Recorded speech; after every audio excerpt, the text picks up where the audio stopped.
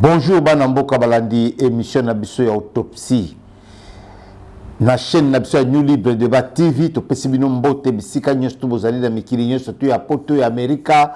partout na Afrika na RDC Mobimba, na bandeko leso bazana Este na Goma kuna na Bukavu, partout to pesibino mbote mingi to zaka de service ya kolobana bino, kolala kolamuka ezali volontaire nzambe. Pema ya ofele o nzamba pesi biso lelo misu bazu yango te misu bazana ba morgue misu bazana ba hôpital na ba pasi misu bayebi ata tenenge nini bakobima na kati ya zamba po bitumeza na mboka bilimo bomona hi kolala kola mukaso tozali kolobezali volontaire nzambe ndenge ne bato bakufa kina Goma plus de 6000 morts yango to kena actualité ya ko sabino ke tata mokonzi asili ko nommé bongo conseiller spécial ya sikana kombo ya Eberandre azali pe professeur ya droit et puis mwana mboka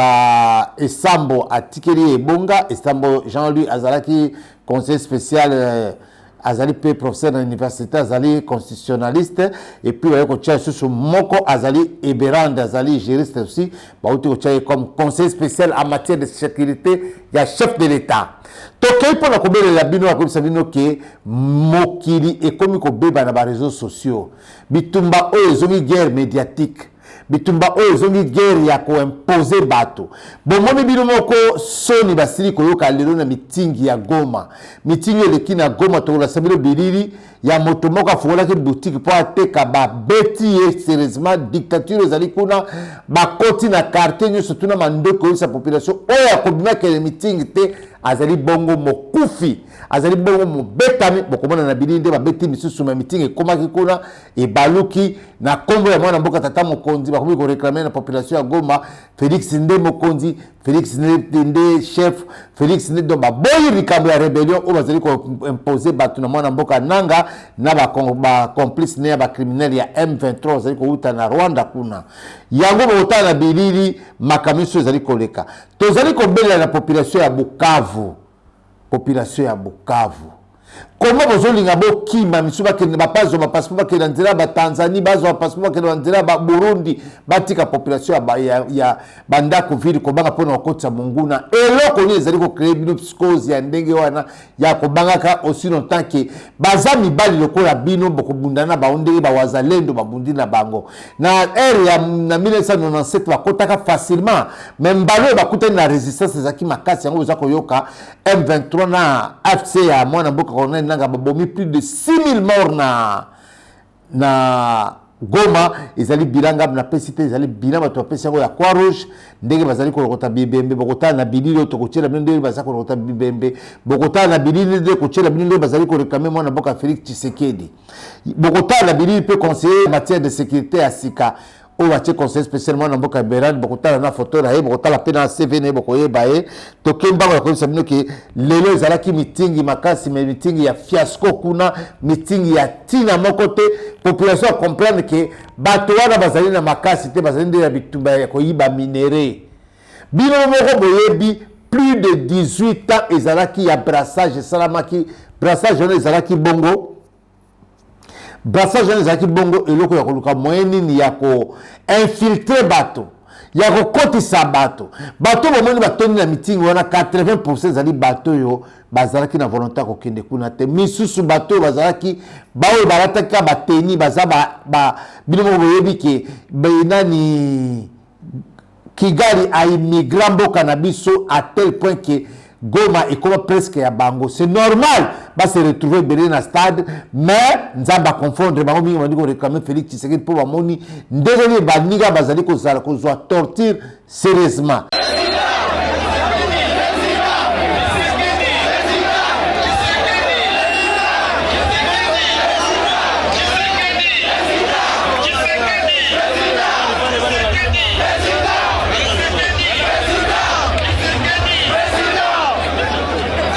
Yango wana tuzali na mbonga ko sabino ke émission ezali ko continuer ko benga ba konzi ko benga ba matoi bozala droit ko sala bouclage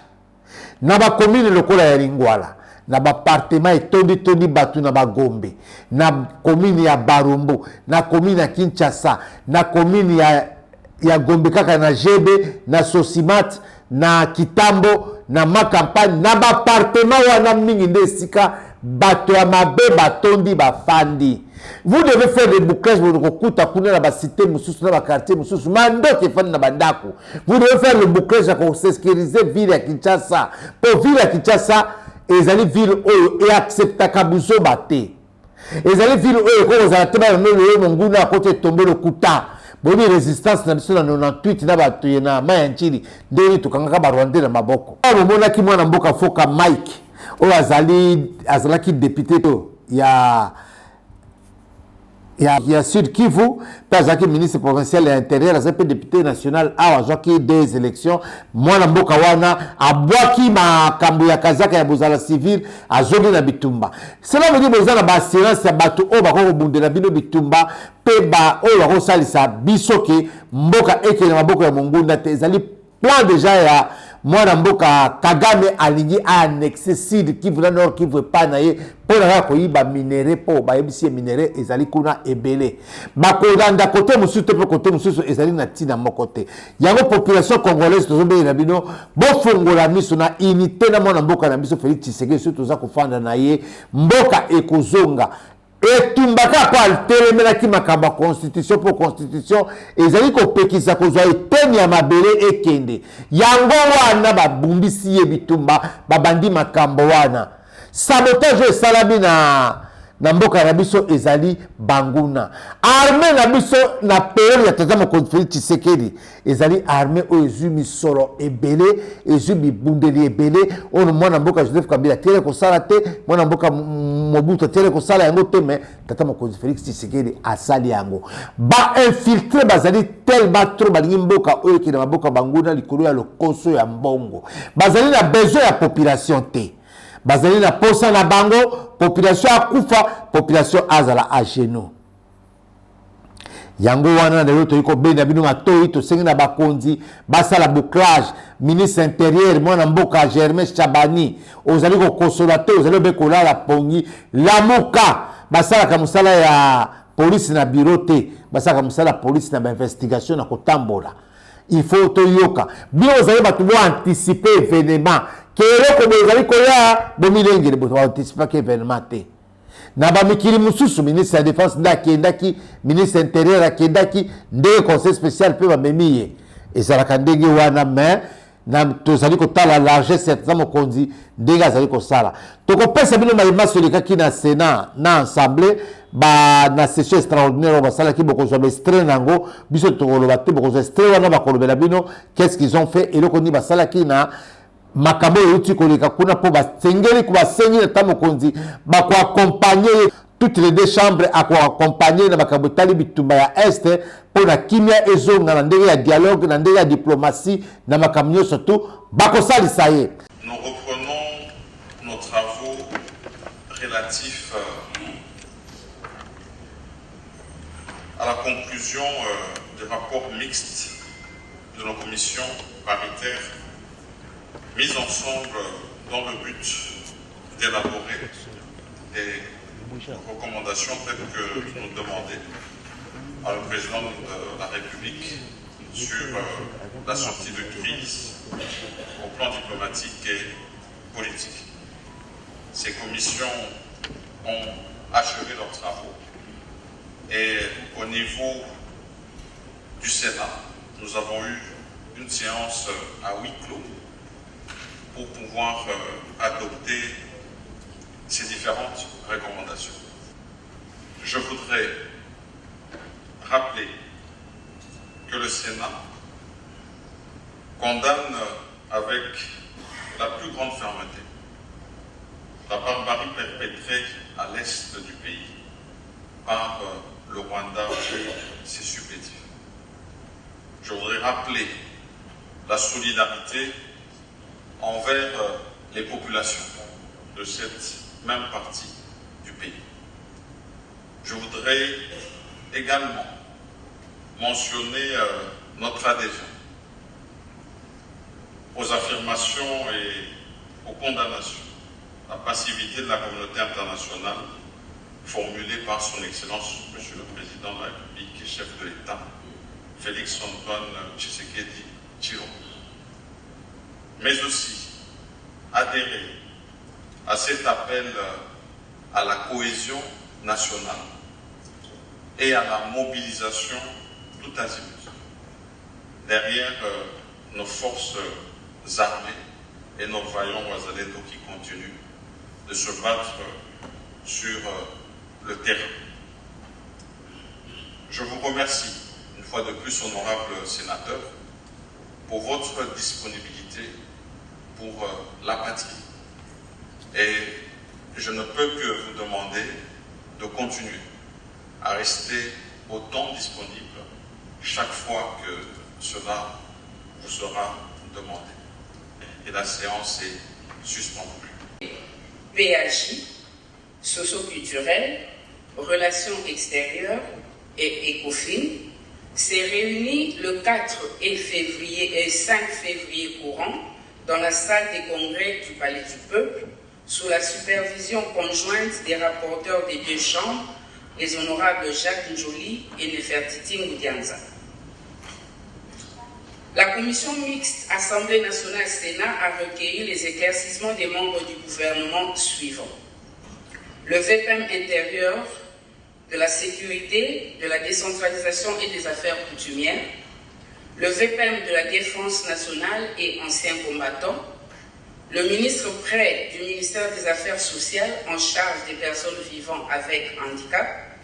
et la vice-ministre des Affaires étrangères. La parole a été ensuite donnée au président de 4 commissions, 5 plutôt, de l'Assemblée nationale et du Sénat, qui ont adressé quelques questions aux membres du gouvernement présents. Et après cet exercice, chaque sous-commission ayant examiné la situation de l'Est sous l'angle de ses attributions respectives, a produit un rapport dans lequel elle a proposé des stratégies de sortie de crise. Ces différents rapports qui ont été adoptés par chacune des deux chambres seront moulus dans un document unique dont la primeur est réservée au chef de l'État.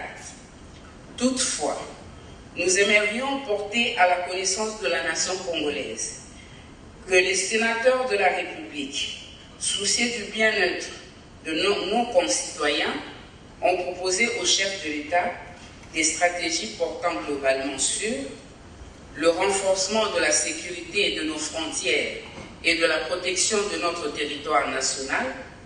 la sauvegarde de notre souveraineté en tant qu'État, la sécurisation de nos populations, le renforcement de nos forces de sécurité, la condamnation de nos agresseurs et la sauvegarde de notre indépendance économique. Voilà, chers collègues, ce qu'a été le déroulement de nos travaux et je vous remercie. Yango wana toyekoleka mbangu na makambo etali nécrologie ya mwana mboka Nazem Nazembe. Azalaka député, c'est un sujet libanais qui avait la nationalité congolaise. Libanais wana asali mosala mingi na mboka na biso. Asali mosala mingi pazalaki moto ya boboto na Katanga, asungi babola, asungi batu ya pasi, asungi atongi asalisi mukolo chaîne oya télévision bengaka Malaika TV ezape na buke na sur internet. Mwana mboka Nazem ayambaka biso oyo surtout comme ba journaliste to sololaka ne malamu to salaka pe ba émission to komelaka pe ye azalaki lisusu mondele te to libanais te akomaka presque congolais vi na ye bombezaki pa na biso asili kotika biso akufaki na mboka ya Liban. Bokotala na bilili bobsek na nde wakendaki kokunda ye lelo bokotala yango. Nazembe atiki biso ezali pasi mingi bokotala na bilili photo na ye bokomona makambo activité na ye nini asili kosala na mboka na biso oyo esili koleka na nzoto na ye na makambo na ye na misala na ye na bofandi na ye. Yango totie na bino photo ya mwana mboka moko asili konome kuna comme gouverneur vice-gouverneur na mboka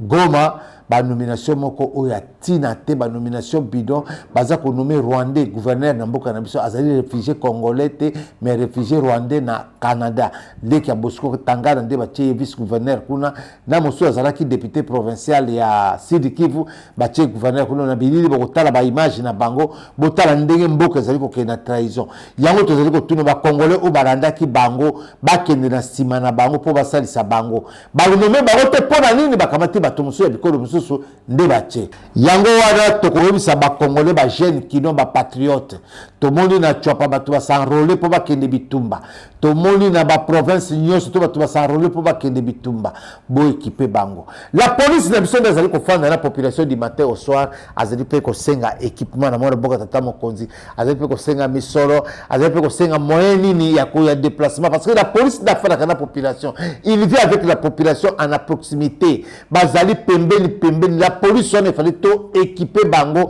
à l'époque il y a deuxième république mwana boka tata mokonzi azali ko zwa ba garde civile ba o la formaka na ba Egypte bazali pe ko kende bitumba ko libérer ba mboka mususu ba garde civile ezalaki lokola ba police ya lelo yango wana mwana mboka tata mokonzi Félix Tshisekedi fongola miso mingi parce que bitumba oyo ezali guerre imposée mais moto perdre bitumba soka azali na population te mais mwana mboka tata Félix Tshisekedi azali na population bazali na ye population bako balobi to kotambola na elongo population balobi to kosala na ye mosala elongo pona lelo to suki wana